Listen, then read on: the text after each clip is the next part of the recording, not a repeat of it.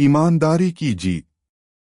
बहुत समय पहले की बात है। एक छोटे से गांव में रघु नाम का एक किसान रहता था।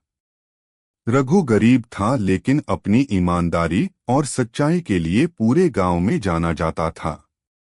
वह अपनी छोटी सी जमीन पर खेती करके अपने परिवार का पेट पालता था। उसके परिवार में उसकी पत्नी, उसकी बूढ़ी माँ और 2 बच्चे थे। कठिनाइयों का समय। उस साल बारिश बहुत कम हुई, जिससे रघु की फसलें सूख गईं। खेत में कुछ भी उग नहीं पाया और रघु के पास अपने परिवार को खिलाने के लिए अनाज तक नहीं बचा। कर्ज देने वाले लोग भी उसके घर आने लगे, लेकिन रघु ने किसी से झूठ नहीं बोला। उसने कहा, मुझे थोड़ा समय दो, मैं आपका कर्ज जरूर चुकाऊंगा। रघु ने सोचा कि अब उसे दूसरे गांव जाकर काम ढूंढना होगा। उसने अपनी पत्नी और मां से बात की और तय किया कि वह कुछ समय के लिए गांव छोड़कर कमाई करने जाएगा।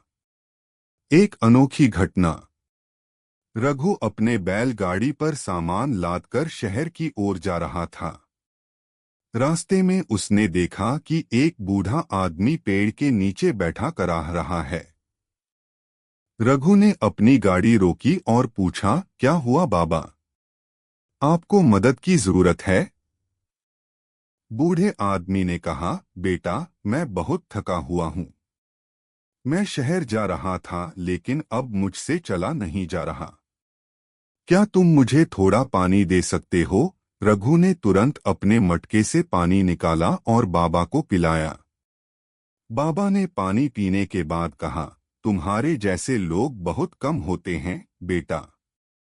मैं एक साधारण आदमी नहीं हूँ।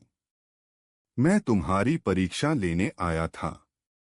तुमने मुझे बिना किसी स्वार्थ के मदद दी है। मैं तुम्हें एक वरदान देता हूँ। यह लो, यह थैला। इसमें जितना भी अनाज निकालोगे, वह कभी खत्म नहीं होगा। लेकिन इसे केवल अपनी मेहनत और ईमानदारी के लिए उपयोग करना। शहर में संघर्ष। रघु ने बाबा का धन्यवाद किया और शहर पहुंचा।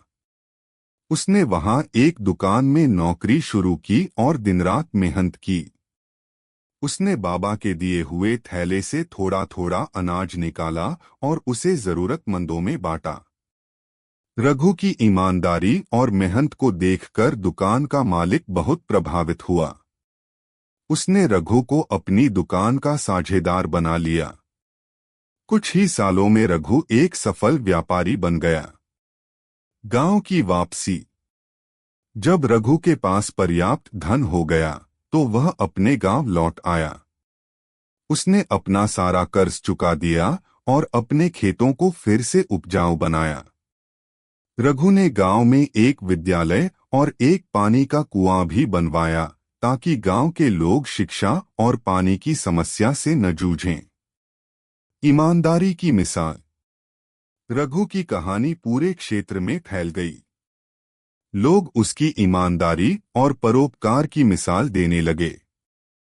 उसके बच्चे भी अपने पिता के नक्शे-कदम पर चलने लगे। शिक्षा। इस कहानी से हमें यह सीखने को मिलता है कि ईमानदारी, मेहनत और दूसरों की मदद करने का फल हमेशा अच्छा होता है। चाहे कितनी भी कठिनाइयां क्यों न आएं, हमें अपने सिद्धांतों को नहीं छोड़ना चाहिए।